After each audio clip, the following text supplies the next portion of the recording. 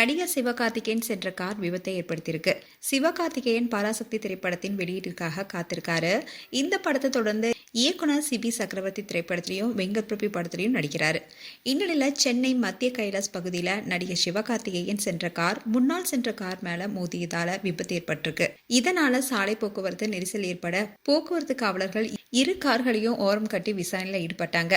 அப்போ கார்ல இருந்து வெளியே வந்த சிவகார்த்திகேயனும் காவலர்களுடன் பேச்சுவார்த்தையில ஈடுபட்ட வீடியோ இப்போ சோசியல் மீடியால வெளியாகி வைரலாயிட்டு வருது. நல்ல வேளையா லேசான விபத்துங்கிறதுனால யாருக்குமே எந்த காயங்களுமே ஏற்படல. விபத்து ஏற்பட என்ன காரணம்னு சொல்லப்படுதுன்னா, மத்திய கைலாஸ் பகுதியில் டிராபிக்ல அவருடைய கார் முன்னால் சென்ற கார் மேல மோதியதாகவும் யாருக்கும் காயம் ஏற்படலன்னு தகவல் வந்திருக்கு. அப்படி இருந்தாலும் ரெண்டு தரப்புக்கும் இடையே வாக்குவாதம் ஏற்பட்டதாகவும் சிவகார்த்திகேயன் ரோட்ல இறங்கி பேசி கொண்டிருக்கும் போது போட்டோ அண்ட் வீடியோவும் வெளியாகி இருக்கு. மேலும் இது போன்ற வீடியோஸை பார்க்க நியூஸ் தமிழ் கிளிட்ஸ் சேனலை சப்ஸ்கிரைப் பண்ணுங்க. மறக்காம நோட்டிஃபிகேஷன் பட்டனை கிளிக் பண்ணுங்க.